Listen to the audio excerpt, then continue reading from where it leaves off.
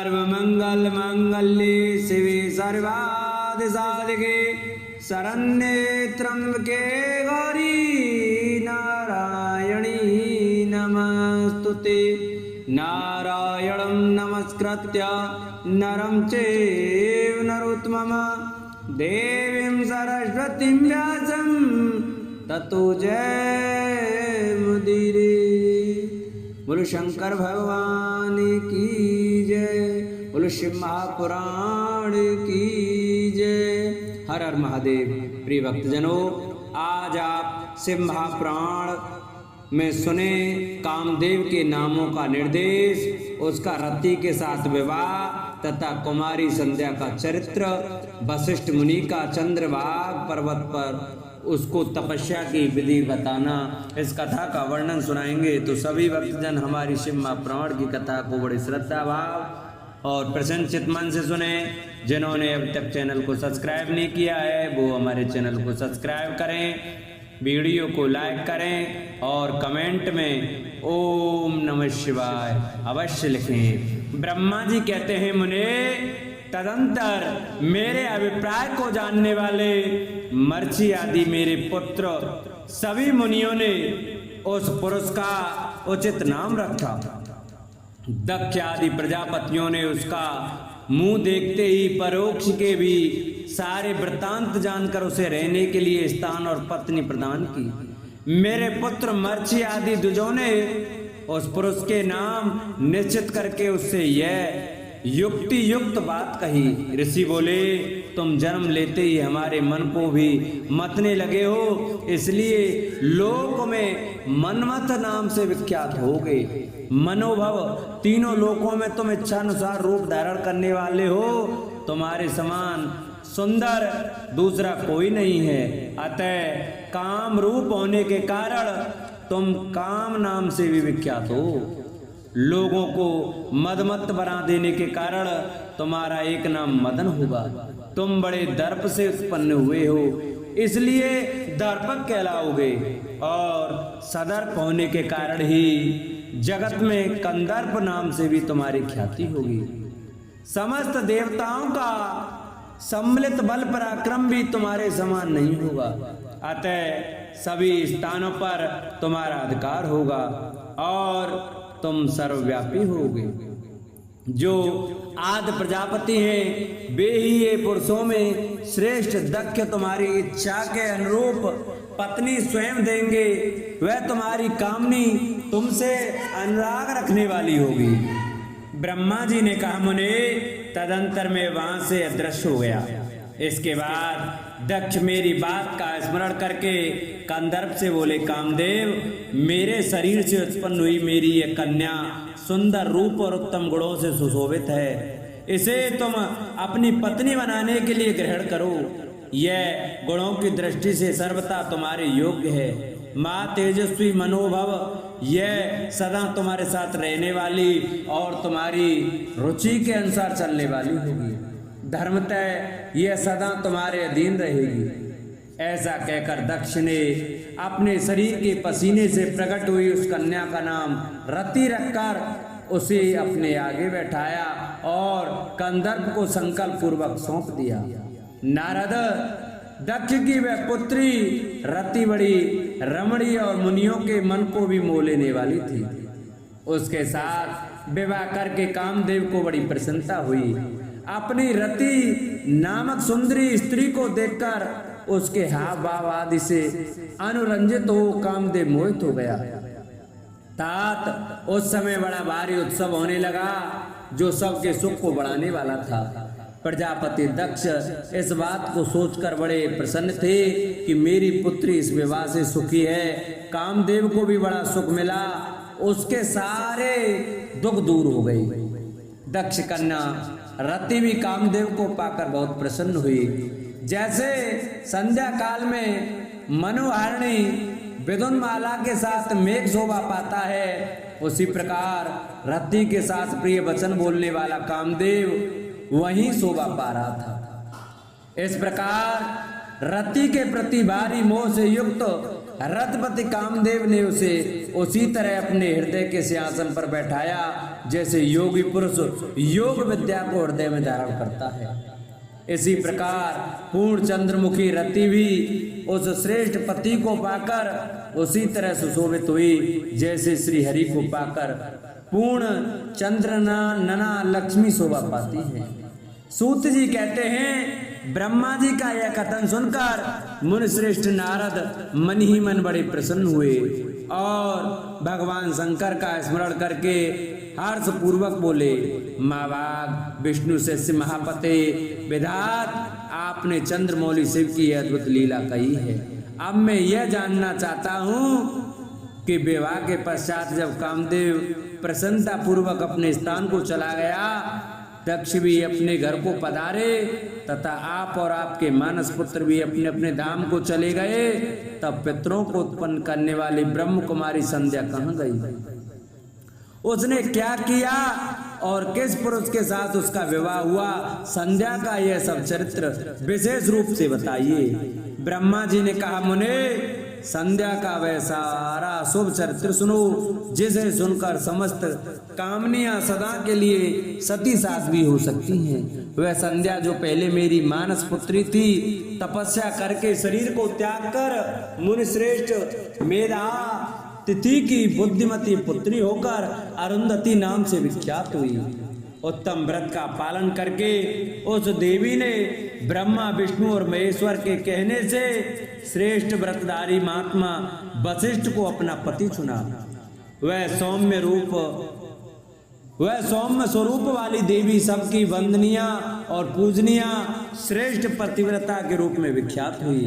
नारद जी ने पूछा, भगवान संध्या ने कैसे, किस लिए और कहाँ तप किया?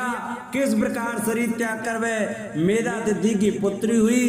ब्रह्मा विष्णु और शिव इन तीनों देवताओं के बताए हुए श्रेष्ठ व्रतधारी महात्मा वशिष्ठ को उसने किस तरह अपना पति बनाया? पितामह, यह सब मैं विस्तार के साथ सुनना चाहता हूँ। अरुंधति के इस कौतूहलपूर्ण चरित्र का आप यथार्थ रूप से वर्णन कीजिए। ब्रह्मा जी ने कहा, मुने संध्या के मन में एक बार सकाम भाव आ गया था, इसलिए उस साध्वी ने यह निश्चय किया कि वैदिक मार्ग के अनुसार मैं अग्नि में अपने शरीर की आहुति दे दूंगी। आज से भूतल पर कोई भी देहधारी उत्पन्न होते ही काम भाव से युक्त न हो। इसके लिए मैं कठोर तपस्या करके मर्यादा स्थापित करूंगी। तरुणावस्था से पूर्व किसी पर भी काम का प्रभाव नहीं पड़ेगा, ऐसी सीमा निर्धारित करूंगी। इसके बाद इस जीवन को त्याग दूंगी। मन ही मन ऐसा विचार करके संध्या चंद्रभागा नामक उस श्रेष्ठ पर्वत पर चली गई, जहां से चंद्रभागा नदी का प्रादुर्भाव हुआ है। मन में तपस्या का दृढ़ निश्चय संध्या को श्रेष्ठ पर्वत पर गई हुई जान मैंने अपने समीप बैठे हुए वेद वेदांगों के पारंगत विद्वान सर्वज्ञ जितात्मा एवं ज्ञान योगी पुरुष वशिष्ठ से कहा, बेटा वशिष्ठ, मनुष्वनी संध्या तपस्या की अभिलाषा से चंद्रभागा नामक पर्वत पर गई है। तुम जाओ और उसे विधि पूर्वक दीक्षा दो। तात वह तपस्या के भाव को नहीं जानती, इसलिए जिस तरह तुम्हारे यथोचित उपदेश से उसे अभिष्ट लक्ष्य की प्राप्ति हो सके वैसा प्रयत्न करो। नारद, मैंने दया पूर्वक जब वशिष्ठ को इस प्रकार आज्ञा दी, तब वे जो आज्ञा कहकर एक तेजस्वी ब्रह्मचारिणी के रूप में संध्या के पास गई। चंद्रभागा पर्वत पर एक देव सरोवर है जो जलाशयोचित गुणों से परिपूर्ण हो मान सरोवर के समान शोभा पाता है। वशिष्ठ ने उस सरोवर को देखा और उसके तट पर बैठी हुई संध्या पर भी दृष्टिपात किया। कमलों से प्रकाशित होने वाला वह सरोवर तट पर बैठी हुई संध्या से उपलक्षित हो उसी तरह सुशोभित हो रहा था जैसे प्रदोष काल में उदित हुआ चंद्रमा और नक्षत्रों से युक्त आकाश शोभा पाता है। सुंदर भाव वाली संध्या को वहां बैठी देख मुनि ने कौतूहल पूर्वक उस प्रलोहित नाम वाले सरोवर को अच्छी तरह देखा। उसी प्रकार भूत पर्वत के शिखर से दक्षिण समुद्र की ओर जाती हुई चंद्रभागा नदी का भी उन्होंने दर्शन किया। जैसे गंगा हिमालय से निकलकर समुद्र की ओर जाती है, उसी प्रकार चंद्रभागा के पश्चिम शिखर का भेदन करके वह नदी समुद्र की ओर जा रही थी। उस चंद्रभागा पर्वत पर प्रलोहित सरोवर के किनारे बैठी हुई संध्या को देखकर वशिष्ठ जी ने आदर पूर्वक पूछा। वशिष्ठ जी बोले, भद्रे, तुम इस निर्जन पर्वत पर किस लिए आई हो, किसकी पुत्री हो और तुमने यह क्या करने का विचार किया है? मैं यह सब सुनना चाहता हूँ। यदि छिपाने योग्य बात ना हो तो बताओ। महात्मा वशिष्ठ की यह बात सुनकर संध्या ने उन महात्मा की ओर देखा। वे अपने तेज से प्रज्वलित अग्नि के समान प्रकाशित हो रहे थे। उन्हें देखकर ऐसा जान पड़ता था मानो ब्रह्मचर्य देह धारण करके आ गया हो। वे मस्तक पर जटा धारण किए बड़ी शोभा पा रहे थे। संध्या ने उन तपोधन को आदर पूर्वक प्रणाम करके कहा। संध्या बोली, ब्राह्मण, मैं ब्रह्मा जी की पुत्री हूँ, मेरा नाम संध्या है और मैं तपस्या करने के लिए इस निर्जन पर्वत पर आई हूँ। यदि मुझे उपदेश देना आपको उचित जान पड़े तो आप मुझे तपस्या की विधि बताइए। मैं यही करना चाहती हूँ, दूसरी कोई भी गोपनीय बात नहीं है। मैं तपस्या के भाव को, उसके करने के नियम को बिना जाने ही तपोवन में आ गई हूँ। इसलिए चिंता से सूखी जा रही हूँ और मेरा हृदय कांपता है। संध्या की बात सुनकर ब्रह्मवेत्ताओं में श्रेष्ठ वशिष्ठ जी ने, जो स्वयं सारे कार्यों के ज्ञाता थे, उससे दूसरी कोई बात नहीं पूछी। मन ही मन तपस्या का निश्चय कर चुकी थी और उसके लिए अत्यंत उद्यमशील थी। उस समय वशिष्ठ ने मन में भक्तवत्सल भगवान शंकर का स्मरण करके इस प्रकार कहा। वशिष्ठ जी बोले, सुभान ने जो सबसे महान और उत्कृष्ट तेज है, जो उत्तम और महान तप है तथा जो सबके परमाराध्य परमात्मा हैं, उन भगवान शंभु को तुम हृदय में धारण करो, जो अकेले ही धर्म अर्थ और काम मोक्ष के आदि कारण हैं। उन त्रिलोकी के आदिष्टा अद्वितीय पुरुषोत्तम शिव का भजन करो। आगे बताए जाने वाले मंत्र से देवेश्वर शंभु की आराधना करो, उससे तुम्हें यह सब कुछ मिल जाएगा, इसमें संशय नहीं है। ओम नमः शंकराय ओम, इस मंत्र का निरंतर जप करते हुए मौन तपस्या आरंभ करो और जो मैं नियम बताता हूँ उन्हें सुनो। तुम्हें मौन रहकर ही स्नान करना होगा। मौन लंबन पूर्वक ही महादेव जी की पूजा करनी होगी।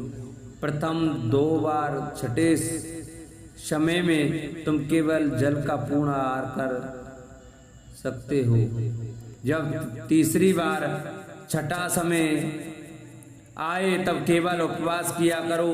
इस तरह तपस्या की समाप्ति तक छठे काल में जलाहार एवं उपवास की क्रिया होती रहेगी। देवी, इस प्रकार की जाने वाली मौन तपस्या ब्रह्मचर्य का फल देने वाली तथा संपूर्ण अभिष्ट मनोरथों को पूर्ण करने वाली होती है। यह सत्य है, सत्य है, इसमें संशय नहीं है। अपने चित्त में ऐसा शुभ उद्देश्य लेकर इच्छा अनुसार शंकर जी का चिंतन करो। हे प्रसन्न होने पर तुम्हें अवश्य अभिष्ट फल प्रदान करेंगे। इस तरह संध्या को तपस्या करने की विधि का उपदेश दे मुनिवर वशिष्ठ यथोचित रूप से उससे विदा लें, वही अंतर्ध्यान हो गए। बोलो शंकर भगवान की जय। जिन भक्तों को हमारी ये सिम्हा पुराण की कथा अच्छी लगी हो वो हमारी वीडियो को ज़्यादा से ज़्यादा शेयर करें, वीडियो को लाइक करें, चैनल को सब्सक्राइब करें और कमेंट में ओम नमः शिवाय अवश्य लिखें।